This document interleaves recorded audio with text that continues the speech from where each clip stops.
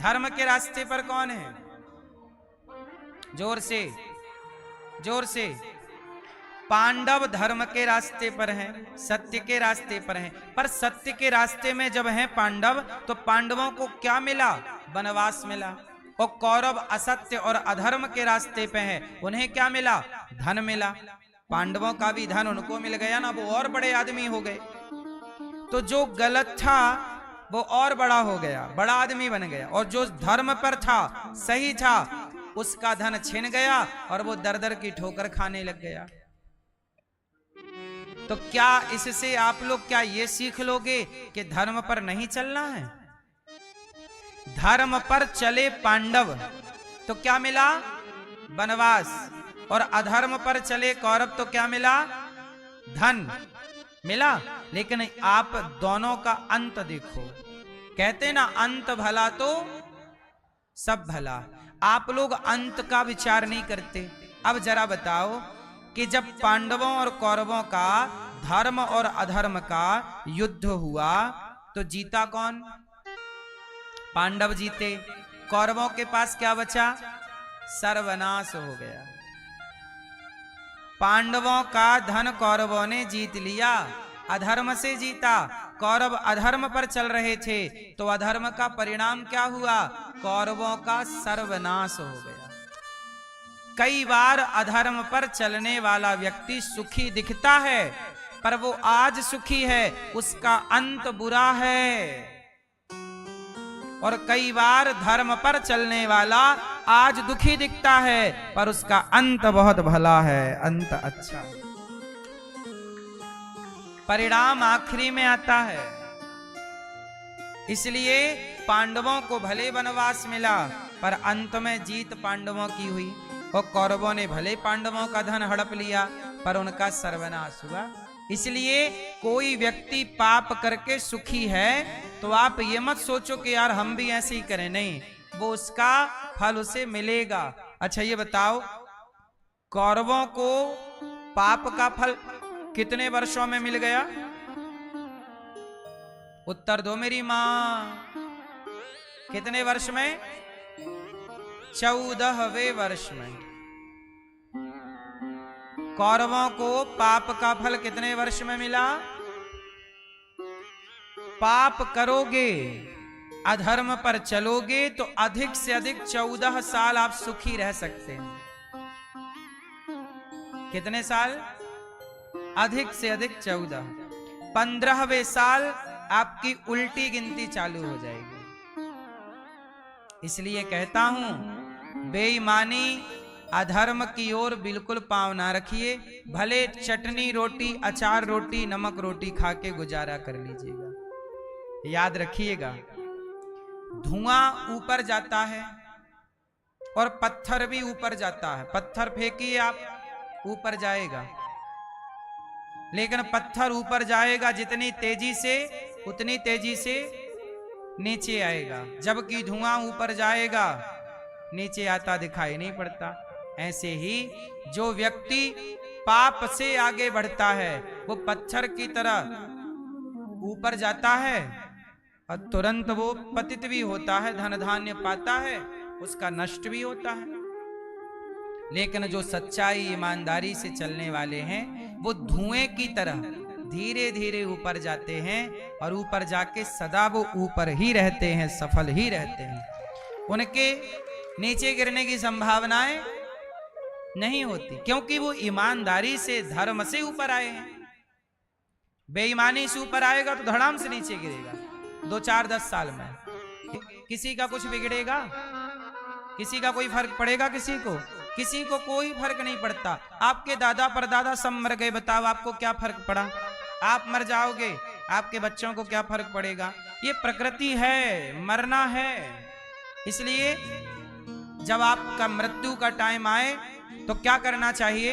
आप लोग ना बहुत गलती करते हो। जैसे कोई मरने लग जाता है ना, आप लोग रोने लग जाते हो, चालू हो जाते हो। अभी रो मत, रोना नहीं चाहिए। क्या करें? कीर्तन करो, श्री कृष्ण गोविंद हरे मुरारी, हे नाथ नारायण वासुदेव, मरने वाले के कान में भगवान का नाम जाना चाहिए। मरने वाले का ध्यान, यदि वो अपना ध्यान ना लगाए भगवान में, तो आप परिवार के लोगों की जिम्मेदारी है, उसके सामने भगवान का चित्र रख दो और तुलसी की माला दे दो। तुम बैठ के कीर्तन करो सीताराम राधे कृष्ण, और उससे कहो कि भगवान में मन लगा। कोई सांसारिक बातें ना करो वहां बैठ के जहां कोई मर रहा है। कोई आए तो शांति से बैठो, कीर्तन करो। सब लोग कीर्तन, श्री कृष्ण गोविंद हरे मुरारी कीर्तन। उसके कान में भगवान कृष्ण का नाम पड़ेगा और भगवान का नाम सुनते सुनते प्राण जाएंगे, उसकी परम गति होगी, सदगति होगी। और यदि आप लोग रोएंगे तो आपको रोता हुआ देखेगा, तुम्हारी तरफ मन लगाएगा, मेरी बेटी रो रही है, मेरा बेटा रो रहा है, और तुम्हारा चिंतन करते करते मर गया तो उसकी पूरी जिंदगी बर्बाद हो जाए। अगला जन्म फिर लेगा, 84 के चक्कर में फिर गड्ढे में गिरेगा। इसलिए मरते समय आपकी जिम्मेदारी है कि आप बिल्कुल सावधान रहें। सही है कि गलत है? दुनिया वालों का क्या है, लोग अच्छा जैसे कोई मरने लगता है ना, तो दुनिया का दस्तूर क्या है, लोग आते हैं, हाथ पकड़ते, हिलाते, भैया हमें पहचानो, हमें। कोई सिर हिला रहा, हमें पहचानो, कोई कंधा हिला रहा, हमें पहचानो। मुर्दे के पास बैठ बैठ के लोग उसे, मरने वाले के पास बैठ बैठ के लोग उसे परेशान करते हैं, हमें पहचानो, हमें। तुम्हें पहचान के क्या पाएंगे? इसलिए अब ईश्वर को पहचानने का सही वक्त है। इसलिए शांति से मरने दो मरने वाले को, आप उसका सहयोग करो कीर्तन करके। रो के क्या पाओगे? आप लोग रोते हैं बाद में, पहले मर तो जाने दो उसको, फिर रो लेना। अभी मरा नहीं के पौंगा चालू, अभी मरा नहीं है, कीर्तन करो। उसकी सदगति का, उसके मुंह पे तुलसी का दल डालो, तुलसी का पत्ता, गंगा जल डालो। गीता के श्लोक यदि कोई आचार्य पंडित जी हो, बोले पंडित जी थोड़ा गीता के श्लोक सुनाओ, गीता सुनवाओ उसे, भगवान का नाम सुनवाओ। कुछ ना आवे, श्री कृष्ण गोविंद हरे मुरारी तो आता है। ई बैग बोलते हैं कि ब्लैक बैग बोलते हैं? क्या बैग बोलते हैं उसको? ब्लैक। एक ब्लैक बैग होता है, उसके अंदर ना प्लेन की सारी गतिविधि रिकॉर्ड होती रहती है। कहीं भी प्लेन हादसा होता है तो वो चीज नष्ट, उसे इतना सेव रखा जाता है कि आग भी उसे जला नहीं सकती, और बाद में उसे ले जाके उसके अकॉर्डिंग, उसके आधार पर यह पता लगाया जाता है कि ये विमान हादसा क्यों हुआ, क्योंकि वो सारी चीजें स्टोर करके रखता है अपने पास। बात समझ में आई? प्लेन जल गया, लेकिन प्लेन के अंदर वह चीज नहीं जली जो उसका एविडेंस था। बोलो हाँ। उसे ब्लैक बैग कहते हैं शायद। क्या बोलते हैं? Black box. हाँ, ब्लैक बॉक्स कहते हैं उसको, ब्लैक बॉक्स कहते हैं, बिल्कुल सही। तो ब्लैक बॉक्स ना हर प्लेन में होता है। धरती पे जितनी प्लेनें उड़ रही हैं, सबके अंदर बनाने वाली कंपनी एक ब्लैक बॉक्स लगाती है जो सारा एविडेंस स्टोर करता है। बस यही है, आपके शरीर में आपकी आंख क्या देख रही है, कान क्या सुन रहा है, हाथ क्या क्रिया कर रहा है, ये सब कुछ स्टोर हो रहा है ब्लैक बॉक्स में, मतलब मन में, सूक्ष्म शरीर। जब आप मरोगे मीन्स तत्व मिल जाएंगे। तत्व का तत्व में मिलना को आप लोग मरा हुआ मानते हैं, हम लोग इसे मृत्यु नहीं मानते। हम लोग ये मानते हैं कि मरा नहीं, ईश्वर के घर से आया था, ईश्वर के घर चला गया। घर वापसी का नाम मरना है, ऐसा लोग कहते हैं। आप उसे मरना कहते हो, हम लोग कहते हैं कि आया था काम करने, काम करके पूरा चला गया। मरा कौन? कोई नहीं मरा। आए थे, काम किया, अब आपने क्या किया? अच्छा किया। आप अच्छा करने को भी स्वतंत्र हो, बुरा करने को भी स्वतंत्र हो। आप शराब पियो या रस पियो, जूस पियो, आप किसी की जान बचाओ या किसी की जान लो, आप दोनों के लिए स्वतंत्र हैं। आप सच बोलो या झूठ बोलो, आप दोनों के लिए स्वतंत्र हैं। आप किसी की रोटी दो, किसी से रोटी छीनो, आप दोनों के लिए स्वतंत्र हैं। आप किसी की जिंदगी बचाओ या किसी का मर्डर कर दो, आप दोनों के लिए स्वतंत्र हैं। पर जो करोगे ये सब कुछ सेव हो रहा है, और ईश्वर यही जाके ऊपर देखते, तू क्या कमा के लाया, कितना पाप लाया, कितना पुण्य लाया। तुम्हारा वो ब्लैक बॉक्स सारा खोल के देखा जाएगा कि क्या तुमने पाप किया, पुण्य किया। उस पाप पुण्य के अकॉर्डिंग हिसाब से आपका अगला जन्म तय किया जाएगा।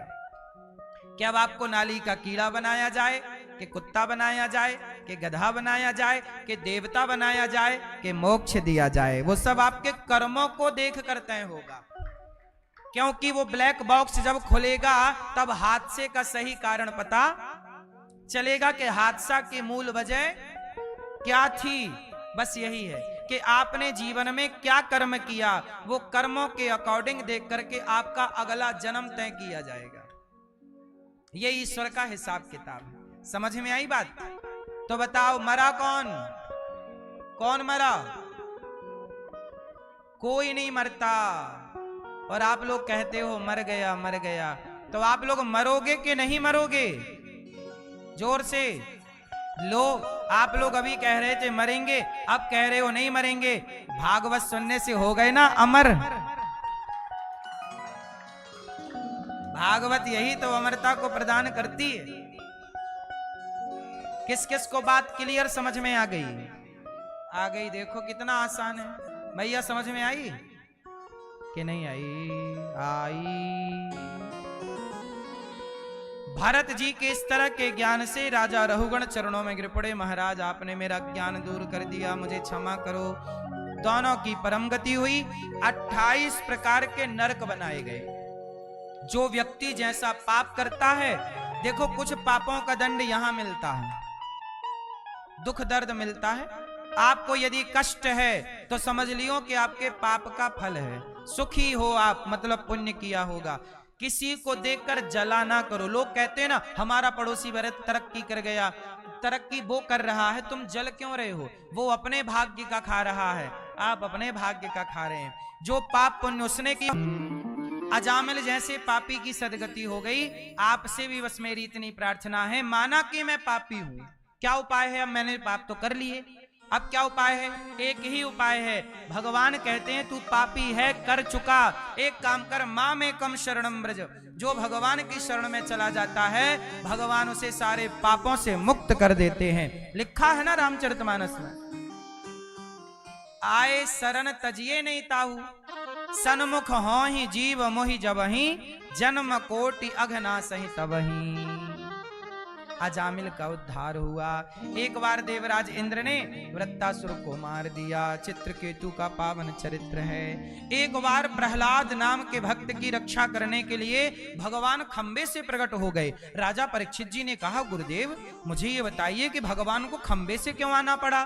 खंबे से क्यों? अभी तक तो सुना है कि भगवान माता का आश्रय लेके राम बनकर आए, माता का आश्रय लेके कृष्ण बनकर आए, वामन भगवान भी माता का आश्रय लेकर के आए, लेकिन नरसिंह भगवान माँ बाप का आश्रय लेकर नहीं आए। नरसिंह भगवान कहां से प्रकट हुए? नरसिंह भगवान राम जी के माता पिता हैं, भगवान कृष्ण जी के माता पिता हैं, वामन भगवान के माता पिता हैं। लेकिन नरसिंह भगवान के माता पिता कौन है बताओ? नरसिंह भगवान के माता पिता खंबे से प्रकट हुए। अच्छा, तो परीक्षित जी ने कहा गुरुदेव मुझे बताइए कि आखिर कौन सा पुण्य किया होगा ये प्रहलाद जी ने, जिनके कारण भगवान ने ये। तो कहा कि सुनो, प्रहलाद नाम के एक भक्त थे। प्रहलाद के पिता कौन थे? हिरण्यकशिपु। और इनके बड़े ताऊ जी कौन थे? हिरण्याक्ष। हिरण्याक्ष को मारा था वाराह भगवान ने। हिरण्यकशिपु की पत्नी मतलब प्रहलाद की मां का नाम था कयाधु। क्या नाम था? प्रहलाद 4 भाई थे, सबसे छोटे भाई हैं प्रहलाद। प्रहलाद जी छोटी सी उम्र में एक दिन क्या हुआ, इन्होंने एक कुम्हार एक कुम्हारिन, कुम्हार के यहाँ ना मिट्टी का काम था घड़े बनाने का।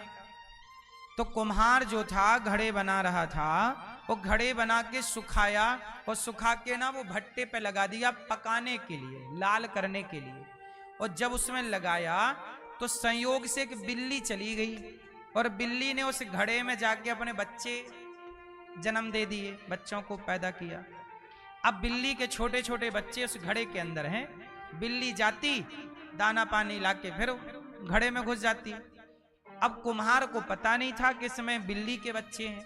कुम्हार ने लगा दी आग। जब आग लगी तो पूरे भट्टे में आग पकड़ ली। अब जैसे ही आग चारों तरफ फैली तो बिल्ली के बच्चे म्याऊं म्याऊं म्याऊं म्याऊं करने लगे। छोटे छोटे बच्चे, आंखें खुली नहीं थी अभी बच्चों की।